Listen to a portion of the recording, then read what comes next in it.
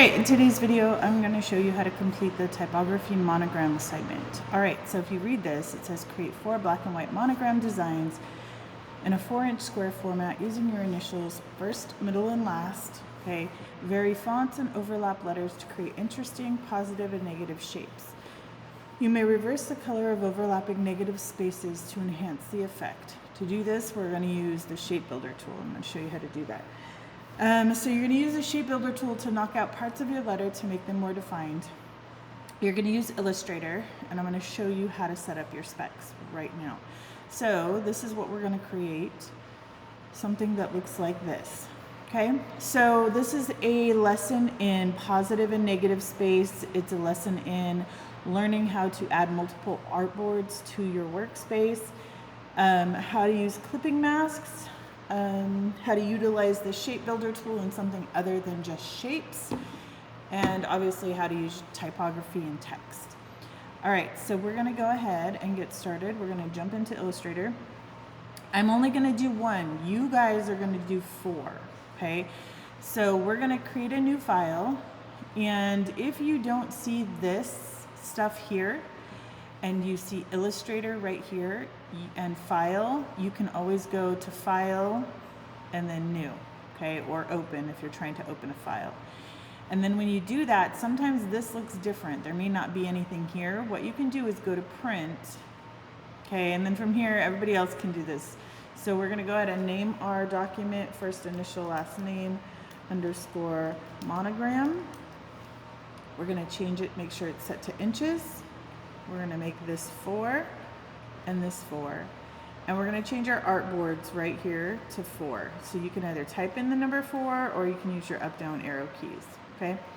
Everything else should look like this. CMYK color, high 300 pixels per inch. And then we're going to hit create. All right, so your artboard should look something like this. Your artboards might be closer together. Mine are kind of farther apart just because of how I had my settings. Your artboard tool is right here on your toolbar, okay? So just know that when you click on your artboard, if you drag this out, it's gonna resize your artboard, okay? If you only created one artboard when you first set everything up, to add multiple artboards, you can click here on the artboard tool, and then you can click here to add a new artboard. Okay, so this is going to add an artboard that's exactly the same size. Mine has a feature where I can click on the plus. I'm not sure if everybody has that feature yet. That's new. So if you see that plus, that means you can add a new artboard in the artboard tool. If you made your artboard the wrong size, again, you can click on your artboard tool. You can type in your width and your height right here. Okay, so it should be 4 inches and 4 inches. Sometimes you guys type in pixel or don't change it from points to inches. So this is where you could do it. So if you set it up as 4 points, change this to 4 inches before you get started, or else your work is going to be super small. You can also click on, where is my button? There's some new features here that are new. So we can always go to rearrange. Oh, just kidding. No, that's not. Oh yeah, so click on rearrange. This is where you can adjust the settings in your spacing. So if I wanted to bring these closer together, I would change my spacing and hit OK. If I wanted them to be like straight across, I could click here and hit OK, and then they would be straight across. There's no right or wrong way to have this set up. It's all how you prefer to work. I prefer to work so they're on top of each other. All right, so when that's all set up, I'm going to go to my selection tool, and then I'm going to go to my type tool, and I'm going to type out my first initial, and I'm going to go ahead and make it bigger. So for this one, you don't necessarily have to go to defont.com and find new fonts. You can use the fonts that you have on your computer. That's totally okay.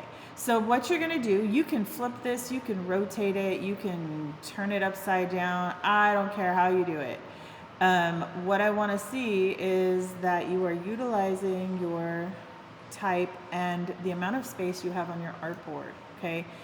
So you got plenty of room. Take up that space. It makes it look much bigger. So we want to kind of make this artistic, so you really have to look and see what you're looking at, okay? So there's my first letter, then I'm going to type out my second letter, and you can change the font. Not every letter has to be the same font style, okay? So I'm going to go with, let's go with this guy. Again, I'm going to make it bigger. So some of them can be big, some of them can be small. You can like make them nest within the other letters. That's completely up to you, however you want to do it. So we'll put that one right there. And then I'm going to go to T. And again, I'm going to change that font. I would prefer if you change the font. Now, please try to stick with fonts that are solid. Try not to use fonts that like already have positive and negative space on them, okay?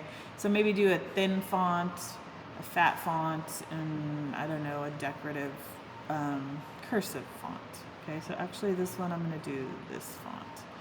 And for this one, we're only doing black and white, okay? All right, so we're gonna go like this and see what happens. I don't know how it's gonna look. We'll see, okay? So there's no right or wrong way to do this. It's all about experimentation and seeing what happens when you push the buttons, okay? So now the next thing I need to do is actually convert my text to outlines. So I'm gonna select all of my fonts and I'm gonna right click and hit create outlines.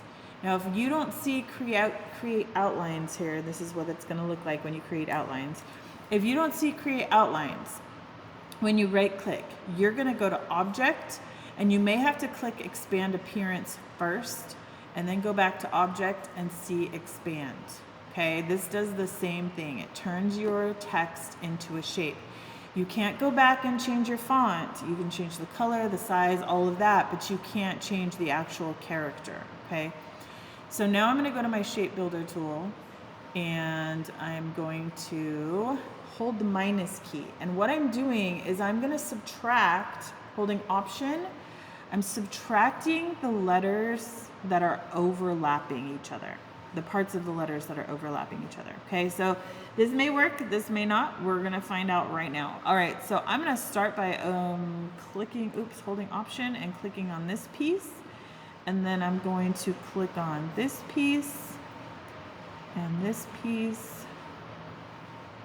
And so you don't want to click on letters that have nothing behind them. Like I wouldn't click on this piece right here because it's white.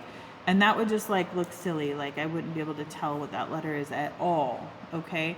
So maybe come in here and do this little tiny piece. Let's see if I can even get that piece. I might have to zoom in. Let me undo what I just did. Okay, so holding option and clicking on that piece. All right, so now when I go back to my selection tool, so I can make out those letters now, right? Before they were like overlapped, it was really hard to tell, but I can see them now. So the next thing I'm gonna do is create a clipping mask on top of this artboard to hide everything that's outside of my edges.